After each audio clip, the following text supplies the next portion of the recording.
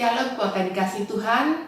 Bersyukur pada Tuhan kita berjumpa lagi dalam channel My Family.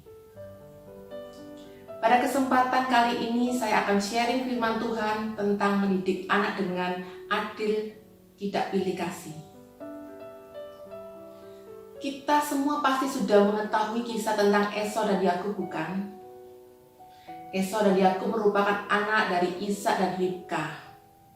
Ishak lebih sayang kepada Esau, sedangkan Ribka lebih sayang kepada Yakub. Hal ini dapat kita baca di dalam Kejadian 25 ayat ke-28. Ishak sayang kepada Esau sebab ia suka makan daging buruan, tetapi Ribka kasih kepada Yakub. Masalah terjadi ketika Ishak sudah tua, matanya sudah kabur, dan tidak dapat melihat lagi. Ishak meminta Esau, anak kesayangannya, untuk berburu binatang dan mengolahnya untuk dia makan sebelum dia memberkati Esau. Percakapan itu didengar oleh ibunya, dan Ribka ingin berkat itu turun kepada Yakub, anak kesayangannya. Akhirnya Ribka membujuk Yakub untuk berlaku seolah-olah dia adalah Esau, seperti yang tertulis di dalam Kejadian 27 ayat ke-8 sampai dengan 10. Maka sekarang anakku, dengarkanlah perkataanku, seperti yang kuperintahkan kepadamu. Pergilah ke tempat kambing domba kita.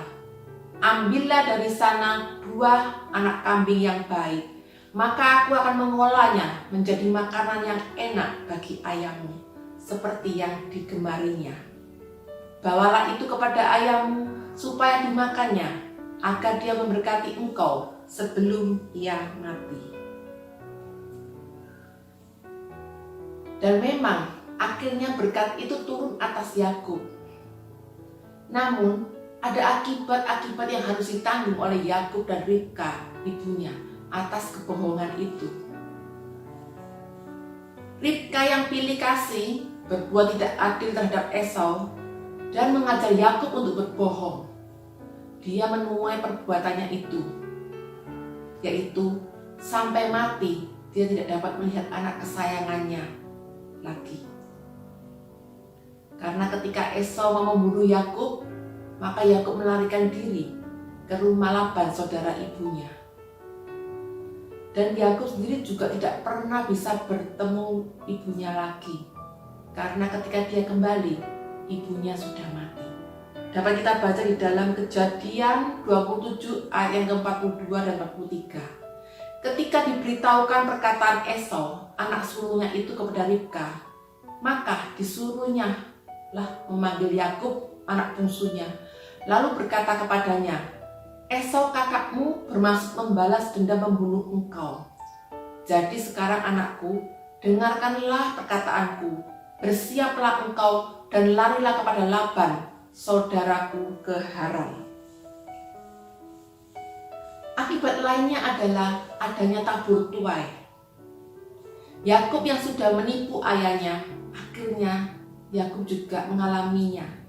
Dia ditipu oleh Laban, pamannya sendiri. Hal ini dapat kita baca di dalam Kejadian 29 ayat ke-25. Tetapi pada waktu pagi tampaklah bahwa itu Lea. Lalu berkatalah Yakub kepada Laban, apakah yang kau perbuat terhadap aku ini?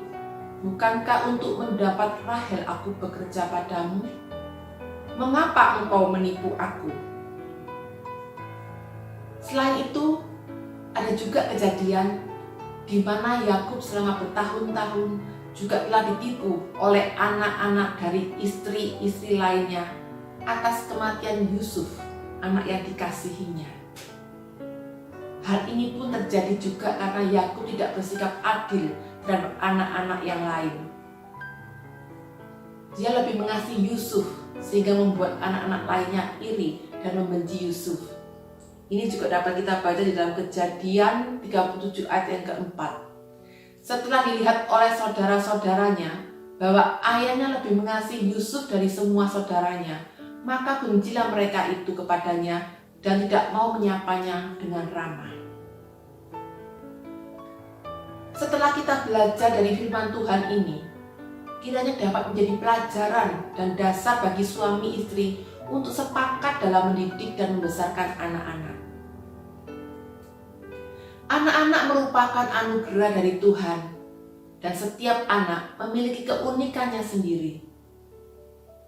Perlakukan setiap anak dengan sama dan adil, dan kasihi mereka tanpa syarat, seperti yang tertulis di dalam Amsal 29 ayat 17. Didiklah anakmu, maka ia akan memberikan ketenteraman kepadamu dan mendatangkan sukacita kepadamu.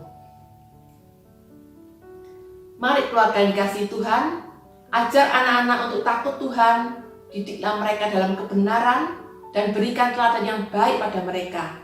Maka keluarga saudara akan dipenuhi sukacita dan damai sejahtera. Amin. Sampai berjumpa lagi. Tuhan Yesus memberkati.